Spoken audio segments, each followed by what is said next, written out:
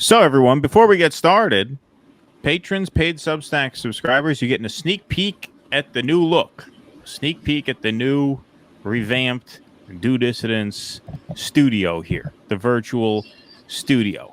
We got our backdrops here. We could change them around, mess around with them. We can change our look here. This is thanks to you guys. You guys helped us do this.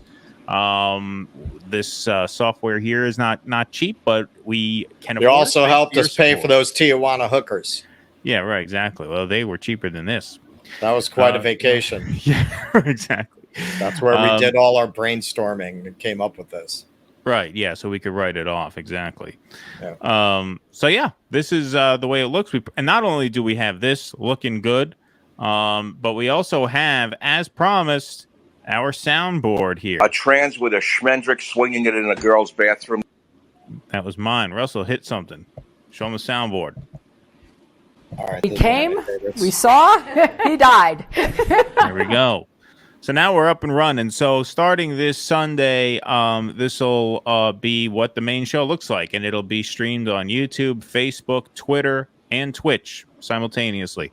Thanks to you guys. Seriously, you guys are the reason we are able to. We would not have been able to do this if we didn't have the number of patrons that we have. So finally, we will have Chapo Trap House in our clutches. Exactly. Their days are numbered. Their days are numbered. We already knocked off the Vanguard. For you, Chapo Trap House. We already knocked off the Vanguard. We already got their scalps. So the now Vanguard are weaklings. Yeah, right. Exactly. Chapo Trap House are a worthy foe. Right, exactly. Yeah, a worthy adversary. That's right. So anyway, guys, we are going to do this little patron only segment for you folks here. One thing that I thought was interesting. Okay, so you know that your culture has jumped the shark when Ozzy Osbourne thinks that this is a little too crazy for him. Like when Osbourne, the man says, who started coronavirus in the mid 80s when he bit the head off a bat. Right, by biting that bat. Right, exactly. Right, the guy this took a very long time to incubate. Exactly, it was just an incubation thing. Right, but a guy who bites the head off of a bat on stage is now calling the United States fucking ridiculous. That's showmanship. You got to give it to him. Right, exactly. So Ozzy Osbourne has said, obviously, the headline here on Fox News, Ozzy Osbourne is leaving a fucking ridiculous United States, fed up with people getting killed every day. And he has Parkinson's now. And so he is going to live his life at a house that they own in England, in his home country. And we certainly miss him well. He gave a quote, "I don't want to die in America. I'm English. I want to be back," said the 73-year-old rocker who was raised in Birmingham, England. And so there you have it. America has lost Ozzy Osbourne. And, you know, it's probably its greatest natural resource. Right, exactly. But, you know, this reminds me of something that, you know, Anis Shivani said on one of our streams way back, which is that, like, at a certain point, I mean, he puts things very forcefully, as he's known to do. But he's like, to be invested in America anymore is almost immoral. Like, it's almost immoral to even root for the country anymore. And whether you're totally on board with that, I mean, I certainly see where he's coming from. I certainly feel stronger in that direction now than I did at the time he said it. Because at a certain point, it's like, okay, even if you go policy by policy, what are you actually salvaging? What system are you actually trying to rescue? What plane are you actually trying to steer up so it doesn't crash into the mountain? You know, as failure on top of failure on top of failure piles up, how is it even moral to root for the country's success? At a certain point, does it become just so intrinsically bad that you feel like the only moral thing to do is to disengage? Now, I'm not saying I'm totally there, but I'm saying when somebody speaks like that, there was a time in my life not too long ago when I would just reject that out of hand. And I'm not at that point now. And so, you know, Ozzy is the first like cultural figure, the first like big name who's actually said, okay, I'm packing up, I'm leaving, because how many of these, celebrities, musicians, actors, influencers, rock stars, right? How many of them said, okay, if Bush gets reelected, I'm leaving. If Trump wins, I'm leaving. They don't actually leave. They're full of shit. Credit to this guy. I mean, he's now saying, hey, Gwyneth I'm leaving. Paltrow I'm does, gone. but it's about the cheese. Right. Yeah, exactly. It's about the Gruyere in Paris. Right. Exactly. It's not about any particular political stance. Right. Finally, you got a guy here who put his money where his mouth is. He says, I'm leaving. That's it. I'm done. I don't like it here anymore. I don't like what this country stands for anymore. I'm a citizen of the UK, and I'd rather live there. And so I'm packing up and I'm leaving. And who knows? I mean, we don't know what the backlash is going to be, because, a lot of times there's a jingoistic right-wing backlash to this, any celebrity who disses the country like this, back in 2004 was all the anti-Bush celebrities, all Fox News had a hard on for. So we'll see what kind of treatment he gets. I mean, it's interesting that Ozzy Osbourne, beheader of bats, because of the reality show, has become everyone's favorite daft uncle who did too many drugs in the 60s. He's become this beloved, almost cuddly figure today. Right. So I don't know how many people really have the stomach to beat up on Ozzy, especially in his dotage with Parkinson's.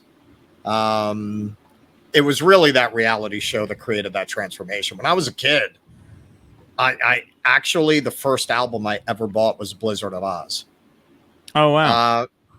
And he was subversive. Like, he was shocking. Yeah, I'll say. He was shocking. Yeah. Like, Ozzy Osbourne was back then, he was really a lightning rod for those right-wing claims that heavy metal is turning kids into Satanists and, all of that labeling on albums. You could partly credit that movement to the backlash against specifically Ozzy Osbourne. But that reality show defanged him and made him very cuddly to people. So I don't know how much of a backlash he's going to get. It's interesting to see a guy like that coming to the end of his life decide he wants to go back home to England, feeling his nationalism at the last. But if America were not in the state that it's in, would he really be doing that? Probably not. He lives in LA. LA's been a shithole for decades. I don't know why he stayed that long. Yeah. Yeah. I mean, we'll see. I mean, like I said, it's a moment where I think perhaps part of the reason why, not only what you mentioned, whereas, how do you beat up on a guy like Ozzy Osbourne? First of all, he's just such a big presence. He's just such a large figure, to the point where, like, he is almost a character.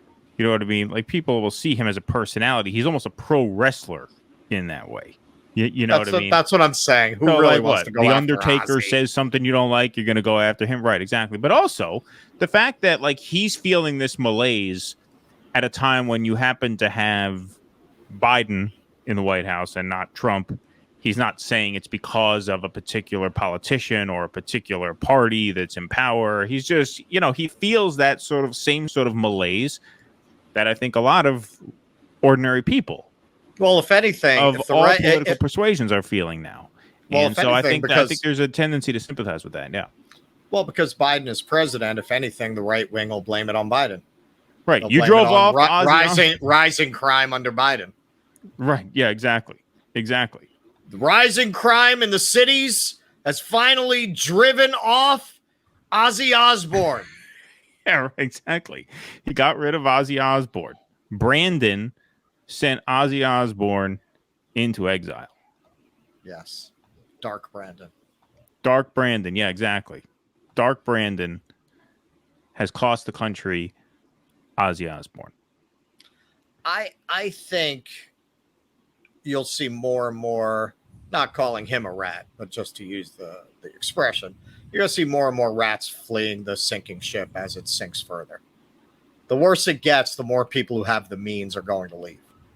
Some of these celebrities who say they're going to leave, they'll actually leave. Especially now, you're seeing such a breakdown in the phenomena of celebrity and art making and creating, everything is getting so decentralized and diversified. You don't really have to be in any particular place anymore. You can pretty much go anywhere and do your own thing, especially if you're a celebrity who already has a name.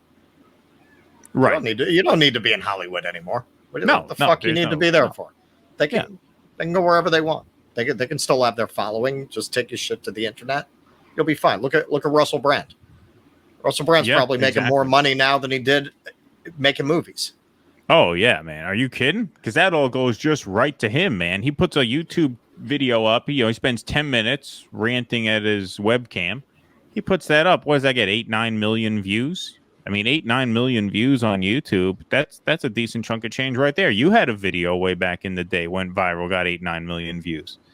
No, not that many. 5-6. Oh, 5-6. Well, 5 million views. Hey, that's what you call a hit. That is a hit.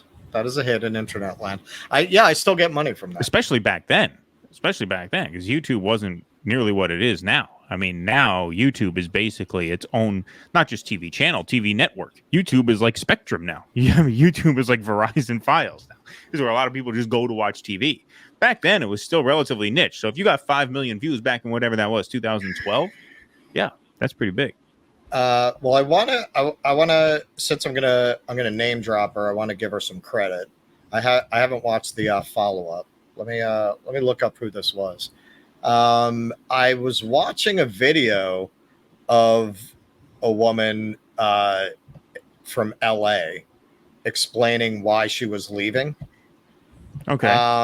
And one of the things she said was the whole Hollywood thing. She was like, if you do make it in Hollywood, it's going to become by turning yourself into such a horrible person. You have to ask yourself if it was worth it. And chances are most people who move out here for that, they think they're going to get noticed by that big producer. And yeah, that's not going to happen. And you're just going to keep getting older waiting tables. These days, what do you need to be in Hollywood for? Some people just haven't figured that out yet. And they keep coming to California, but there's no reason to be in California anymore. So, for a guy like Ozzy Osbourne, I mean, I think back in the day, LA was a really fun place to be Ozzy Osbourne. But what does he need to be there for anymore? He can be anywhere. Back then you had the music industry there. Now the music industry, just like film, it's diversified. It's so her channel is Honey and Absinthe. Honey and Absinthe. All right. And the video on why she was leaving California, she doesn't just talk about that. She's just talking about deteriorating quality of life in California and all the taxes that you pay and you get so little back. And it's actually, I mean, it's something that people on our side of the aisle should really listen to what she has to say, because she's clearly not a conservative. She's a liberal who, it's the old saying, got mugged by reality. Now, I'm not aligning with the conservative view.